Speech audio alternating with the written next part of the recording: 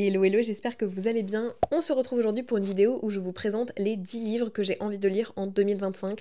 Alors, vous savez probablement que les piles à lire, pour moi, c'est vraiment pas facile à tenir, donc on va voir si je m'y tiens. Mais objectif, essayez de les lire en 2025. On verra en 2026 si ça a été fait ou pas. Il faudrait que je re-regarde d'ailleurs. Je sais plus si j'avais fait une vidéo sur les livres que je voulais lire en 2024, histoire de voir si j'ai réussi à les lire ou pas. C'est probablement pas concluant, mais je réessaye. Peut-être que cette année, ce sera différent. J'ai mis un petit peu de tout, j'ai mis des suites de sagas, j'ai mis des one-shots, j'ai mis des nouvelles sagas, j'ai mis des BD, bref, il y en a pour tous les goûts. Mais surtout pour le mien, j'espère. En premier, j'ai pas fait d'ordre dans mon tas, vraiment, je prends celui qui est au-dessus du tas. Mais le premier, c'est le tome 2 de la saga La Terre Fracturée, donc The Broken Earth, je crois que c'est ça en anglais, de N.K. Jemisin. J'avais absolument adoré le tome 1, j'avais eu il y a quelques années, j'avais trouvé ça trop bien et je n'ai jamais lu la suite alors que j'ai littéralement le tome 2 et le tome 3 dans ma pile à lire. C'est quand même fou. Donc bon, il est plus que temps que je lise la suite de cette saga, c'est une trilogie et ça me permettrait en plus de finir une saga. Je vais pas essayer de vous faire un résumé parce que littéralement je pense que je l'ai lu il y a 3-4 ans, le tome 1.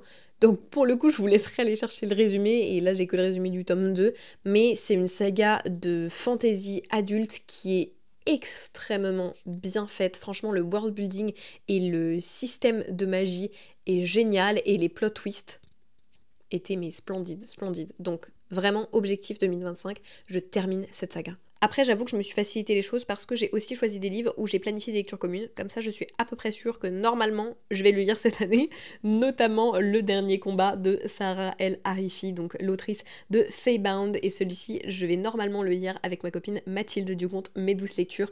On s'est prévu une petite lecture commune. Donc celui-ci, normalement, il est lu en 2025. Sinon, je me fais plus confiance, voilà. Il a l'air vraiment trop bien, j'avais adoré Feybound, donc j'ai très envie de lire celui-ci, et je vous lis le résumé, c'est écrit « Rouge est le sang de la magie, de l'élite et des dirigeants, ce sont les braises ». Dès son plus jeune âge, Scylla est promise à un grand destin. Elle sera celle qui déclenchera la révolution et libérera l'empire de la tyrannie des braises.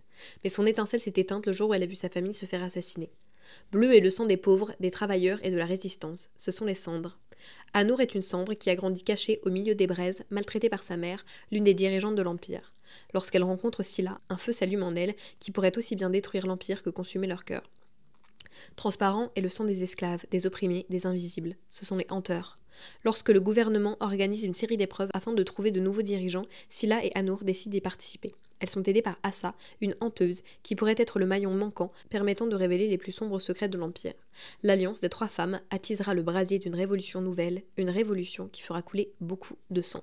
Clairement, c'est le genre de livre qui peut me plaire, et puis je sais que j'aime beaucoup sa plume, en tout cas de ce que j'ai eu dans Feybound, donc j'espère que celui-ci me plaira aussi, mais il me semble qu'il est super bien noté en plus. Ensuite, on a cette BD là qui s'appelle Histoire de France au féminin de Sandrine Mirza et Blanche Sabat, qui est une BD engagée sur l'histoire de France au féminin, donc sur toutes ces femmes qui ont marqué l'histoire de France. Et voilà, je l'ai acheté au Salon du Livre de Montreuil, très envie de la lire parce que j'en ai entendu que de très bons retours, donc clairement je la lis. Je sais pas si je vais la lire tout de suite, mais en tout cas en 2025 c'est prévu. Je l'avais déjà commencé en plus au Salon du Livre et j'avais beaucoup aimé les premiers chapitres, donc voilà. En plus c'est une lecture en cours. Ensuite, on a celui-ci que j'ai trop envie de lire parce que j'ai entendu de très bons retours, c'est Goddess of the River de Vaishnavi Patel, donc l'autrice aussi de KKI que j'ai dans ma pile à lire, mais celui-ci, vraiment le résumé me donne trop envie. Si je me rappelle bien, on y suit une déesse qui va être maudite en fait à devenir mortelle jusqu'à ce qu'elle remplisse les obligations de sa malédiction et elle va se marier à un roi, devenir reine et elle va avoir un fils,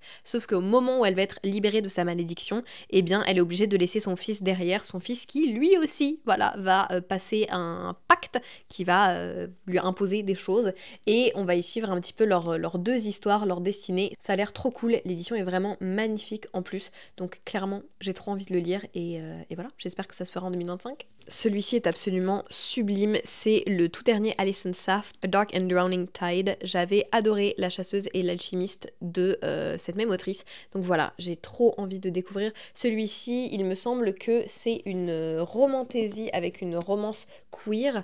On y suit donc le personnage de Lorelai qui est une folkloriste.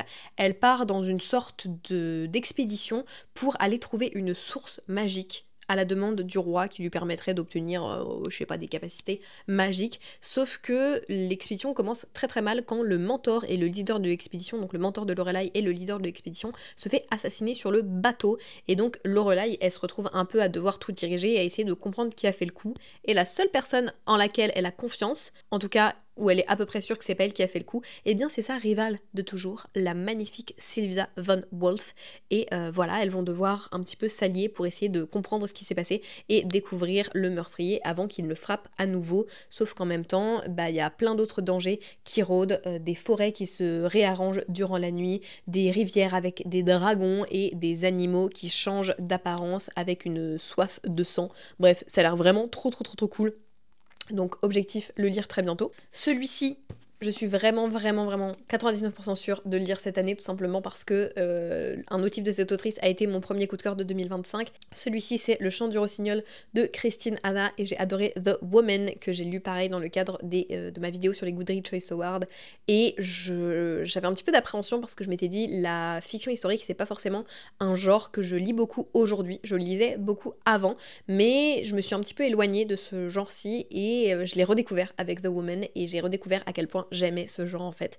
Donc clairement, objectif, lire celui-ci en 2025. J'avais adoré le format audio pour The Woman, donc peut-être que je me laisserai tenter avec l'audio aussi pour celui-ci, surtout qu'il y a l'adaptation en film qui sort cette année aussi, une adaptation de Mélanie Laurent, il me semble, avec les sœurs Fanning dans le rôle des deux sœurs qu'on a dans le livre. Donc voilà, très envie de le lire. Je vous donne le résumé, c'est écrit France 1939. Dans un village de la Loire, Vianne Mauriac fait ses adieux à son mari qui part au front et se retrouve seule avec sa fille.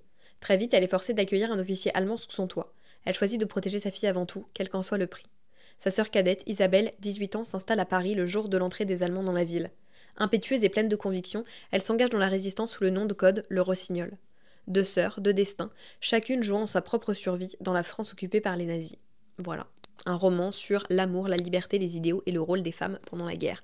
J'ai l'impression en tout cas, le premier, The Woman, c'était aussi ça. C'est très axé sur le rôle des femmes justement pendant la guerre et la tendance qu'on a à invisibiliser un petit peu le rôle qu'elles ont pu avoir. Donc je suis très intéressée par celui-ci. Après, j'ai mis celui-ci parce que j'ai envie de lire plus de classiques des différents genres cette année, donc obligée de découvrir La Stratégie Ender de Orson Scott Card, qui est aussi adapté normalement au cinéma cette année, donc je fais d'une pierre deux coups. C'est un classique de science-fiction. Il a eu le prix Hugo en 1986 et le prix Nebula en 1985, et voilà, il est vraiment connu comme un classique du genre, donc c'est plus que nécessaire que je m'y attelle. Et le résumé nous dit: Andrew Wigging, dit Ender, n'est pas un garçon comme les autres.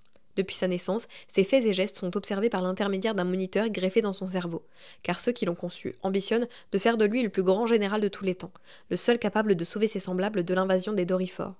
Et alors qu'Ender suit pas à pas le dur chemin de son apprentissage de guerrier, ses créateurs mesurent la gravité de leur choix. En donnant naissance à un monstre, n'ont-ils pas damné l'humanité elle-même? Voilà, il a l'air trop cool, ça fait plusieurs fois que je vous en parle, mais il faut que je le lise pour pouvoir vous donner mon avis. Après celui-ci, pareil, je le lis sur les recommandations de ma copine Mathilde qui l'a trop aimé. En plus, il est super bien noté. C'est une édition Illumicrate, je crois que j'ai. Et voilà, ça fait un moment que j'ai envie de le lire, mais je sais pas pourquoi j'osais pas. Et là, je me suis dit, cette année, je le découvre. Il est grand temps, il est traduit aussi, il me semble. J'ai envie de dire aux éditions Corrigan, mais je suis pas sûre. Je vous fais un résumé un petit peu plus court parce que le résumé est très long, mais en gros, il y a 10 ans, le royaume de Jassad a été un petit peu retourné parce que la famille royale a été assassinée et on a interdit la magie. On pense d'ailleurs avoir exécuté tous les membres de la famille, mais au final, il en reste une, Sylvia, qui est bien contente de se faire passer pour morte. Elle est donc l'héritière perdue de Jassad et elle a aucune envie d'être retrouvée. Elle vit cachée et ça lui va très bien, sauf que dans un moment de colère, elle va se retrouver à révéler son identité au nouvel héritier qui est donc son ennemi juré et elle va devoir passer un deal avec lui. Je vous en dis pas plus parce que j'aime bien ne pas trop connaître les résumés et ne pas trop en dire parce que voilà, parfois ça spoil un petit peu trop l'intrigue, mais ça a l'air très cool. On a Enemies to Lovers, vraiment enemies de ce que je comprends. L'avant-dernier que je veux lire en 2025, c'est celui-ci de 13th Child Child de Erin A. Craig qui m'a été offert par ma copine Mathilde. Encore une fois, Mathilde, tu es beaucoup mentionnée dans cette vidéo, mais elle m'a offert celui-ci pour Noël et elle l'a aussi offert à Lauralie d'ailleurs pour qu'on puisse se faire une lecture commune. Erin A. Craig, c'est l'autrice de Small Favors qu'on avait adoré, franchement, c'était un de mes livres préférés de 2023 ou de 2022, je ne sais plus, et donc du coup j'avais trop hâte pour cette nouvelle parution, puisque dans celui-ci on y suit le personnage de Hazel Treppa qui est une 13e enfant, et quand on est la 13e enfant, eh bien on est promise à un des dieux. Donc elle, pendant toute son enfance, elle a attendu que Merrick, le dieu de la mort, arrive et la prenne avec lui. Quand il le fait, il lui explique un petit peu son futur, elle va devenir une grande médecin et pour l'aider, il va lui offrir un don, la capacité de savoir exactement comment aider quelqu'un, mais il y a toujours un prix. Hazel, elle peut voir quand est-ce que la mort a décidé de réclamer un patient et c'est elle qui a pour mission d'arrêter leur souffrance définitivement.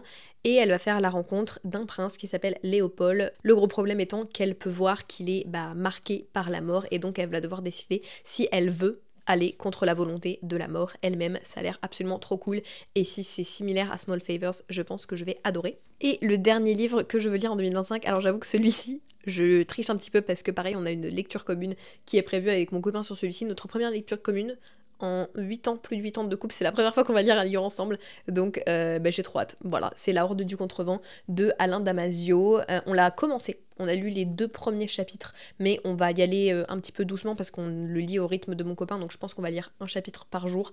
Mais donc normalement, celui-ci sera lu en 2025, sinon c'est qu'on le DNF et c'est pas normal. Pour ce qui est du résumé, c'est écrit « Un groupe d'élite formé dès la naissance à faire face part des confins d'une terre féroce saignée de rafales pour aller chercher l'origine du vent. Ils sont 23, un bloc, un nœud de cordage, la horde. Ils sont piliers, ailiers, traceurs, aéromètres et géomètres, feuleuses et sourcières, troubadours et scribes. Ils traversent leur monde debout, à pied, en quête d'un extrême amont qui fuit devant eux comme un horizon fou. Expérience de lecture unique, La Horde du Contrevent est un livre-univers qui fond d'un même feu l'aventure et la poésie des parcours, le combat nu et la quête d'un sens profond du vivant qui unirait le mouvement et le lien. Chaque mot résonne, claque, fuse. Alain Damasio joue de sa plume comme d'un pinceau, d'une caméra ou d'une arme. Chef-d'œuvre porté par un bouche-à-oreille rare, le roman a été logiquement récompensé par le Grand Prix de l'imaginaire. Et effectivement, il a une plume hyper originale, tellement originale que les premiers chapitres, enfin les premières phrases du premier chapitre, j'ai pas compris grand-chose. En fait, c'est complètement tourné autour du vent, comme une idée de résumé, et donc il y a un langage très particulier qui ne nous est pas explicité au début, c'est-à-dire qu'au fur et à mesure des chapitres, on va t'expliquer un terme, puis un terme, puis un terme, mais au tout début, t'es confronté à tous ces termes-là, et t'es là, j'ai pas compris la phrase. Puis t'avances et tu te dis j'ai pas compris la deuxième phrase, j'ai pas compris la troisième phrase, et au final plus t'avances et plus c'est clair, mais il a effectivement tout cet univers, ce langage qu'il a créé, et c'est assez fou, et plus on avance dans le livre et plus c'est intriguant et on se rend compte qu'il a l'air d'avoir créé vraiment quelque chose de colossal, donc voilà, normalement, clairement, ça sera lu en 2025. Et voilà pour les 10 livres que j'aimerais lire en 2025. J'espère que cette vidéo vous a plu. N'hésitez pas à me dire quel est le livre que vous voulez impérativement lire cette année. Et puis si vous avez lu certains des livres que j'ai mentionnés, je serais ravie d'avoir votre avis. Sur ce, moi je vous fais des gros bisous et je vous dis à la semaine prochaine. Ciao ciao.